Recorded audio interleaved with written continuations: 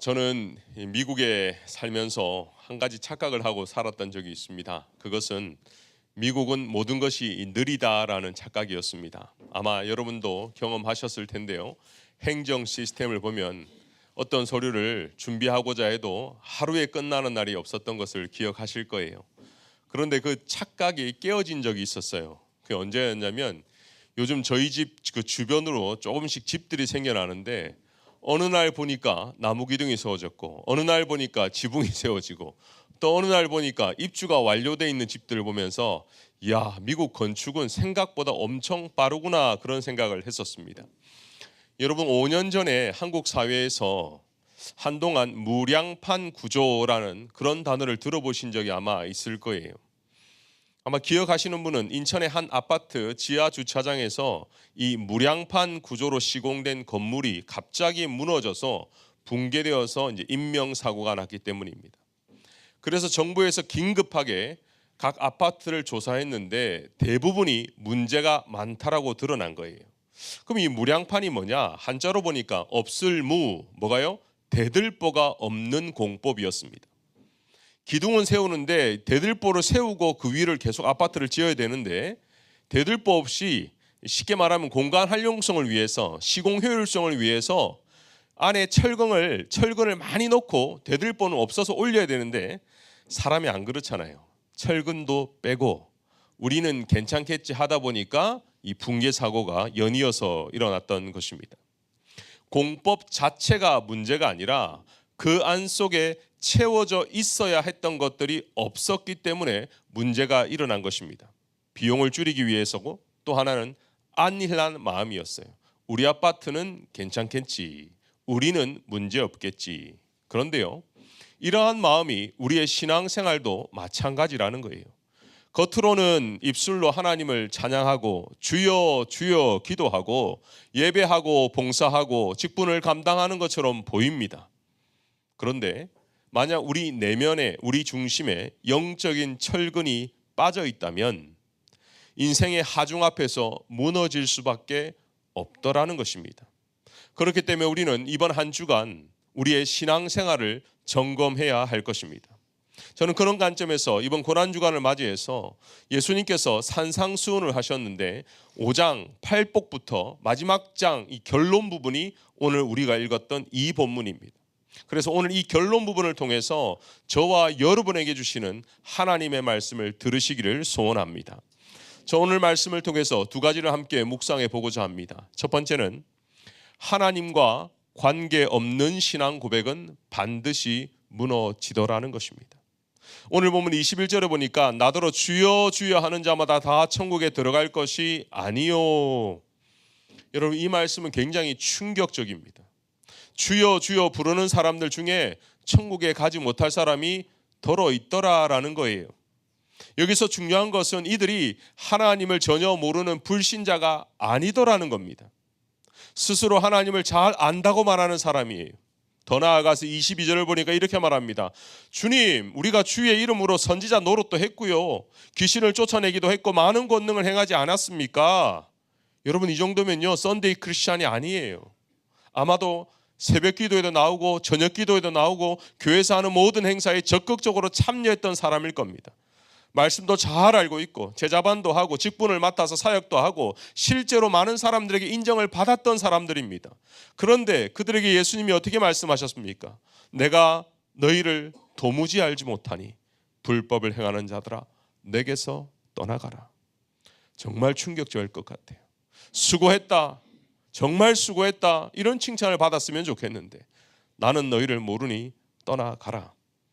나는 주님을 안다고 생각했고 주님과 동행한다고 믿었지만 그것은 철저한 착각이었던 것입니다. 여러분 세상에서 가장 가까운 관계가 무엇인 줄 아세요? 부부관계라고 해요. 그런데 아이러니하게도 가장 말이 안 통하는 관계도 부부관계를 해요. 평생을 함께 살았는데 상대방이 무엇을 좋아하는지 무엇 때문에 힘들어하는지 모르는 경우가 태반이라는 거예요. 그러다 보니 황혼이혼 계속해서 증가하고 있다는 거예요. 무엇을 말합니까? 오랜 시간 함께는 있었지만 서로를 전혀 알지 못하는 관계, 실제로는 전혀 관계가 없는 그러한 부부 관계가 우리의 삶이라는 것입니다. 사랑하는 여러분, 이보다 더 비극적인 일이 결혼 생활보다 더 오랜 생활 신앙생활을 했는데 주님께서 너를 도무지 알지 못한다고 말씀하신다면 그보다 큰 충격은 없을 것입니다. 그렇기 때문에 오늘 우리는 이 말씀을 통해서 우리 모두가 분명히 알아야 될 게 하나 있어요. 입술로만 주여 주여 하는 신앙 고백은 우리를 구원하는 증거가 될 수 없다라는 것입니다. 기도회에 참석하고 이런저런 사역을 하는 것도 보증이 되지 못합니다. 교회 직분도 보증이 되지 못합니다. 문제는 직분이나 사역이 아니라 주님과의 관계라는 것입니다. 원어적으로 안다라는 것은요, 단순히 내가 누구를 알고 있다라는 정보의 문제가 아니라 인격적인 관계를 얘기하는 거예요. 그리고 오늘 이 단어 중에요, 도무지라는 단어가 있어요. 우대포대라는 건데요, 이 뜻이 뭐냐면 과거에도 관계가 없었고 현재에도 관계가 없었고 지금까지 단 한 번도 주님과 관계가 없었다라는 단어입니다. 그렇기 때문에 오늘 우리가 하나님 앞에 섰을 때 나의 외적인 것이 아니라 내가 진실로 내 중심 가운데 하나님과 얼마나 깊은 관계가 있는가를 점검해야 한다라는 것이에요. 많은 그리스도인들이 기도를 이야기할 때 목사님 어떻게 하면 기도를 잘할 수 있습니까? 어떻게 하면 오래 기도할 수 있습니까? 이런 질문을 한 번씩 하죠. 그러나 우리가 기도 생활 가운데도 먼저 물어봐야 될 게 있어요. 그게 뭔지 아세요? 왜 우리가 기도해야 하는가입니다. 이 질문은 중요한 거예요. 왜냐하면 주님께서는 이렇게 말씀하셨어요. 구하기 전에 너희에게 있어야 할 것을 너희 하나님 아버지께서 아시느니라. 아니, 주님께서 다 알고 계신데 왜 우리가 기도를 해야 합니까? 라는 거예요. 주님의 의도가 이런 게 아니에요. 너희가 더 간절하게 기도해야 내가 줄 거야. 정말 필요하다는 것을 너가 증명해야 내가 줄 거야. 이런 게 아니라 우리 모든 것을 아시는 주님께서 기도를 통해 우리와 교제하고 싶어 하는 것입니다. 이것이 무엇입니까? 관계라는 거예요. 그렇기 때문에 우리의 신앙생활은 철저하게 주님과의 관계가 어떻게 맺어져 있는가, 이것이 오늘 우리가 말씀을 통해 깨닫게 되는 것입니다. 그렇기 때문에 우리가 기도를 해도 핵심은 응답이 아닙니다. 주님과의 깊은 관계 가운데 내가 하나님을 사랑하는 마음으로 하나님을 기쁘시게 하는 기도를 하다 보면 자연스럽게 주님과 연결되어 있어서 응답이 되더라는 것입니다. 할렐루야. 그렇기 때문에 저는 사랑하는 우리의 모든 신앙생활 구석구석 말씀을 보는 것도 하나님을 더 사랑하기 위해서, 말씀에 순종하는 것도 하나님의 뜻대로 살기 위해서 나의 중심이 아니라 온전히 하나님 중심으로 하나님 사랑하는 마음으로 나아가는 우리 모두가 되었으면 좋겠습니다. 고난주간을 맞이하면서 우리는요, 자칫 잘못하면 형식적인 신앙에 또 갇힐 수가 있습니다. 고난주간이니까 기도해야지, 교회에서 나오라니까 기도해야지, 금식도 해야지, 겉으로 보이는 거에 더 중점을 둘 수밖에 없는 우리의 삶이라는 거예요. 나는 예수님을 믿는다고 말하지만 정말 내가 주님을 따르고 있는가? 이게 관계인 거예요. 우리가 이번 주일 설교 때 세 가지 메시지를 들었잖아요. 첫 번째는 죽을 결심, 두 번째는 살릴 결심, 맨 마지막에 뭐예요? 따를 결심이에요. 내가 주님을 사랑하기 때문에 자원하는 마음으로 순종하는 것을 주님이 아시기 때문에 우리가 따르는 거지, 너 이렇게 안 하면 혼나, 너 이렇게 안 하면 너 이렇게 될 거야, 그런 두려움으로 따르는 게 아니라는 거예요. 이것이 우리가 주님과의 인격적인 관계가 맺어져 있는 것입니다.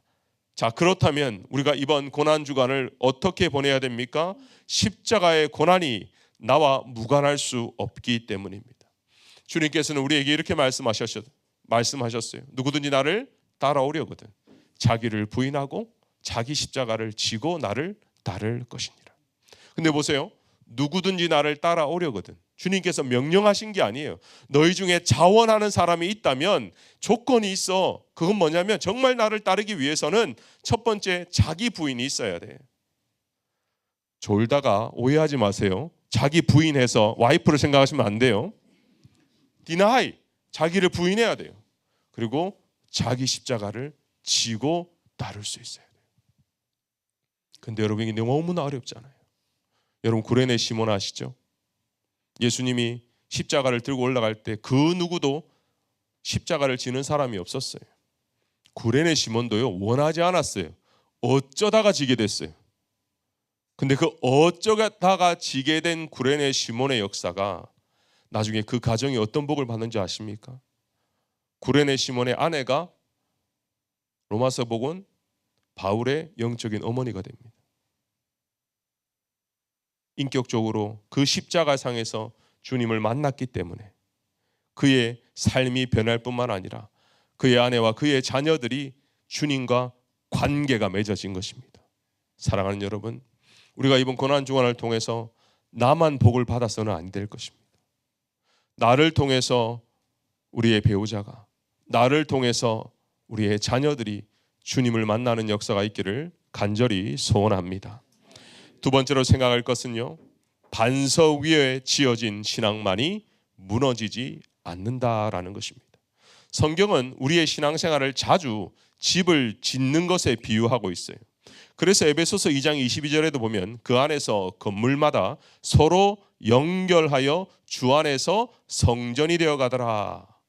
성령 안에서 하나님의 거하실 처소가 되기 위해서 예수 안에서 함께 지어져 간다라고 성경은 말하고 있습니다.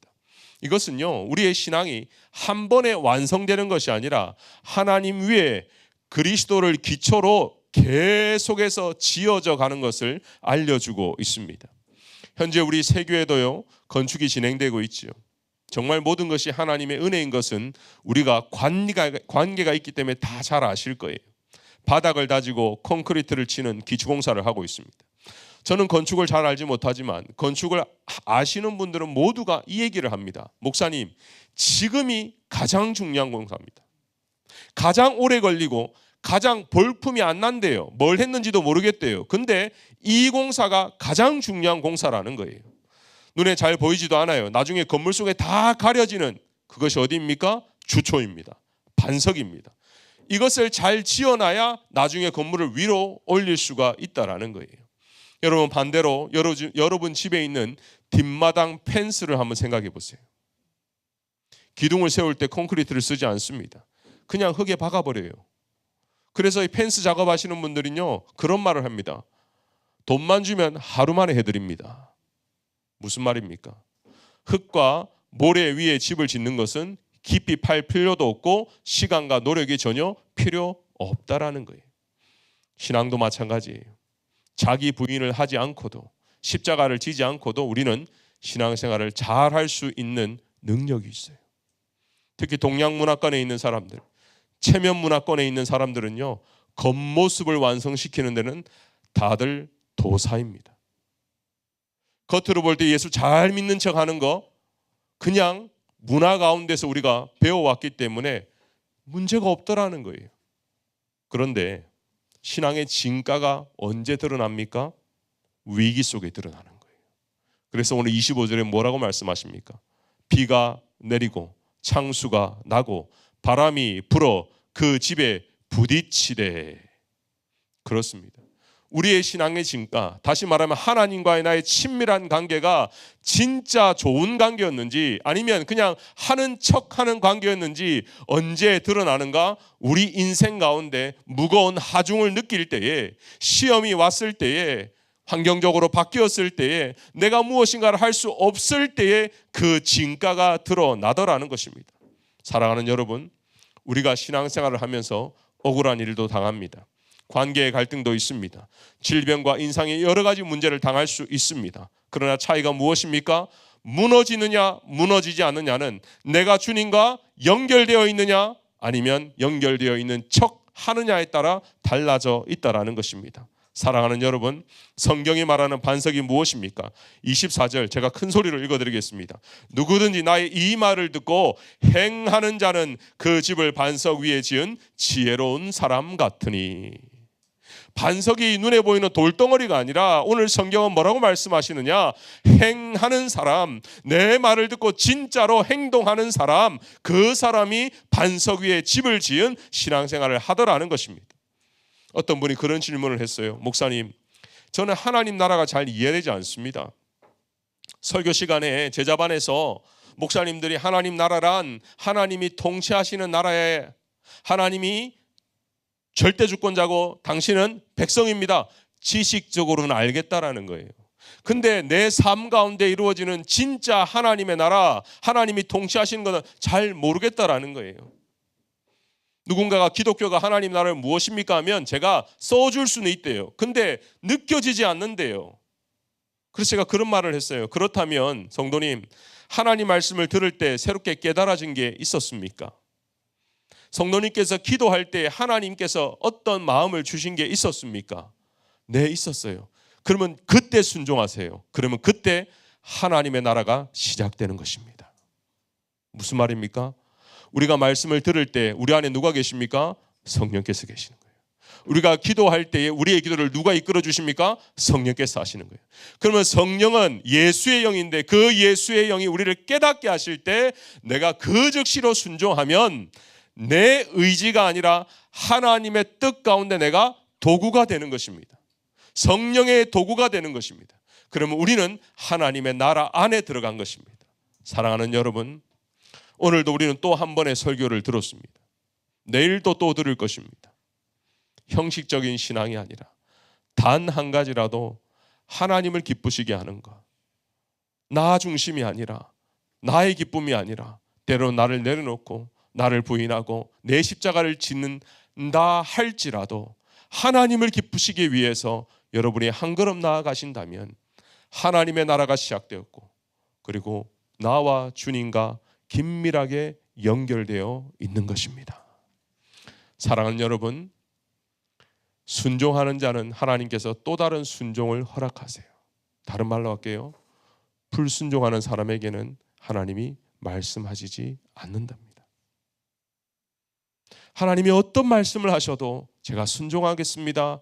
믿음으로 고백하면 주님께서 말씀하시고 깨닫게 하시는데 내가 불순종하고 이래서 안 돼요 저래서 안 돼요 하는 분에게는 성령께서 말씀하시지 않더라는 것입니다. 여러분, 우리가 오늘 무엇을 위해서 기도합니까? 이 기도가 하나님과 친밀한 교제가 되시기를 바랍니다. 순종을 통해서 하나님의 나라를 누리는 우리 모두가 되었으면 좋겠습니다. 결론의 말씀을 드립니다. 오늘 이 말씀이 우리를 좌절하게 하는 것이 아닙니다. 제가 우리 모두가 좌절하라고 이 말씀을 붙든 게 아니에요. 사탄은요, 이 말씀 앞에 이렇게 얘기할 거예요. 너는 넘어졌어. 너는 안 돼. 너는 자격 없어. 그때마다 우리가 다시 십자가를 붙드는 인생입니다. 십자가는 이렇습니다. 내가 너를 대신해서 이 십자가를 지었다. 너의 실패보다 나의 은혜가 더욱 크다. 너의 넘어짐보다 내 사랑이 더욱 크다는 것을 깨닫게 하는 것, 그것이 십자가요 복음이라는 것입니다. 여러분, 말씀을 통해서 깨달으실 때마다 우리의 연약함을 발견합니다. 그때마다 그래 나는 또 실패했구나. 나는 안 돼.